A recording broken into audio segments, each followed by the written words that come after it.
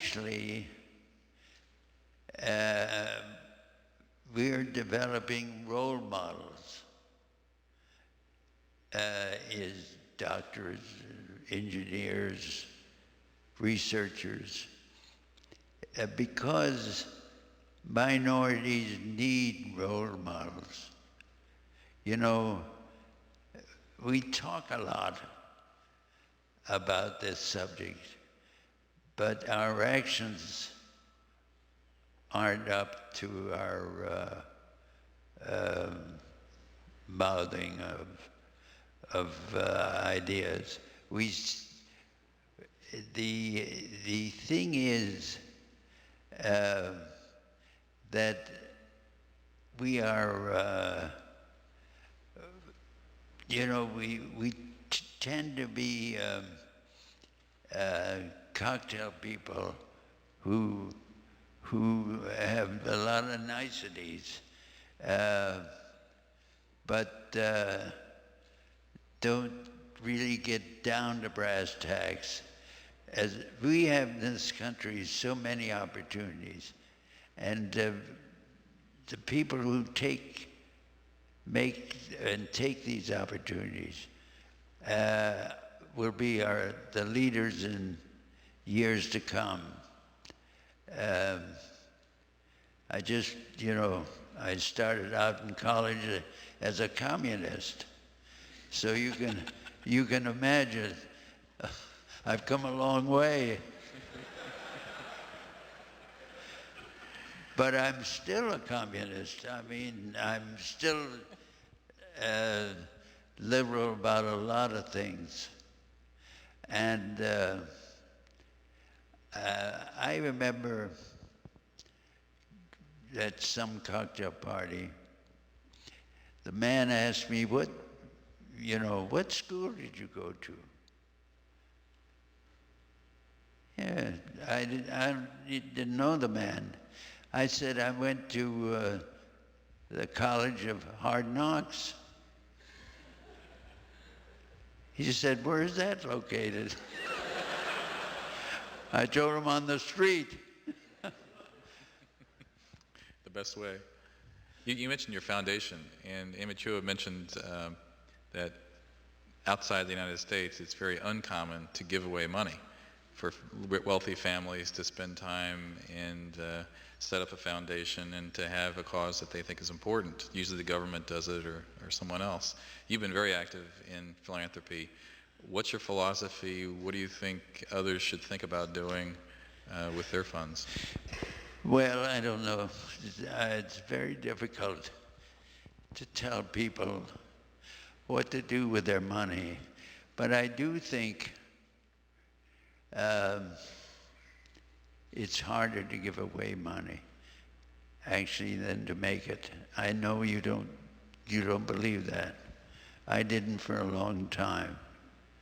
But I can assure you that giving away money is a very, very tough assignment. That is, if you give it with some thought behind it. Now, my foundation is focused primarily on the education of minorities. I'll give you an example.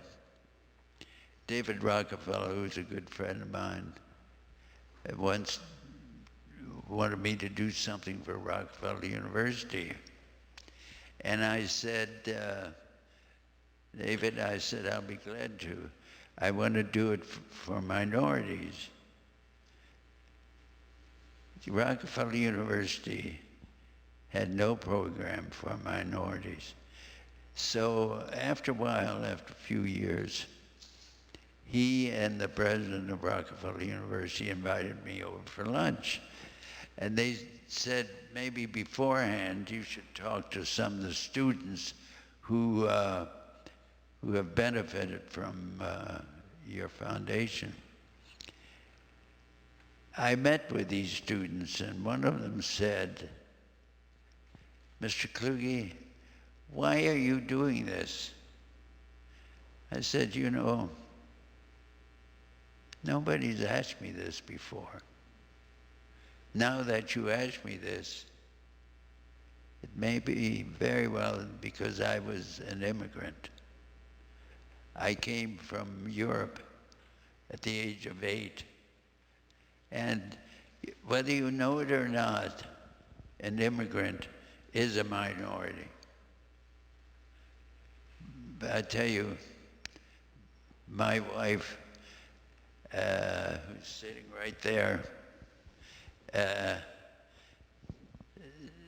asked me to give a talk to Quaker school here in Charlottesville. I don't give talks. And when I got there, I said, you know, rather than my pontificating, it'd be a great thing if you asked me some questions. And then later I'd make a few remarks. The first question was, if you're talking to us, why are you talking to us if you didn't talk to Harvard or Columbia? I said, well, I couldn't say my wife forced me. So I said, well, I live just over the hill and it was easy to come here. Then the second question, geez, I thought to myself, she said, this girl said, did you make your money honestly? And I said, I hope so. The third question, we're talking about talent. She said, or this boy said, what talent do you have? I thought to myself, Jesus. You know, I was getting madder about my wife than you can imagine. I said, well, come to think of it, I don't think I have that much talent. But whatever talent I have is a talent to pick out people with talent. And I turned to this man who introduced me and I said, get me the hell out of here, will you?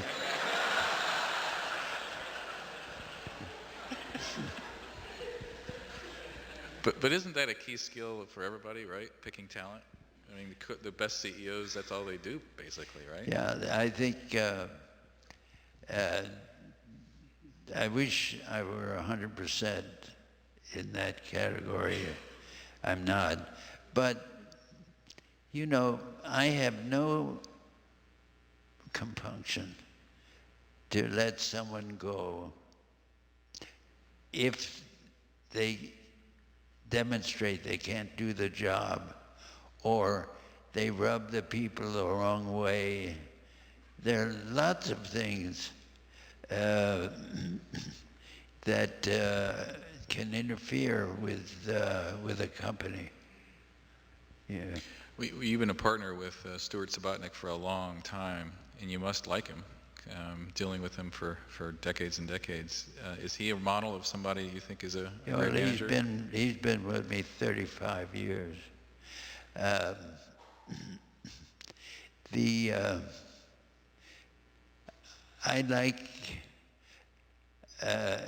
don't like people to retire. I guess because I don't want to retire. I don't want to retire. And it may be today or next week that after 9 years, millions of dollars spent, but 9 years, we finally have come up with a protocol which the FDA is approving on cancer. Now, I can't tell you anything more about it, but I can tell you this, that a top German scientist came over and he said, what we have is as important as the discovery of penicillin. I hope he's right. not because what it will do for us, but what it will do for people. And, you know, it was here in the University of Virginia. I was in Hong Kong, and I got a letter from this boy, you know, that they operated on here.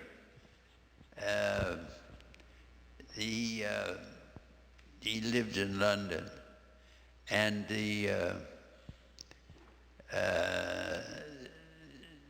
had a tumor, and this boy, you know, the doctors had said, the English doctors had said, just take him home because he's not going to make it. Well, rather than, and this is what they did, you send 10 cards out to people. It's like a chain letter. And I telephoned back, and I said to the surgical department, that handles the brain tumors, I said, why don't you write to these people or telephone them that there's someone who would pay for coming here to University of Virginia, getting a second opinion. Well, they sent the x-rays here, and I didn't want to see the boy. And the reason I didn't want to see the boy when he arrived is if everybody was having high hopes and he would not make it, I would feel terrible. So they called me over here at the campus, and to my surprise, they had a camera there, and the press was there, and all that sort of thing. And the boy was there. He was leaving the next day for London. He turned to me and he said, Mr. Kluge, I want to thank you for my life. Those were the most powerful words I ever heard. And I guess that's why I'm in medicine. Kluge Center has done amazing things. What? Kluge Center has done amazing things.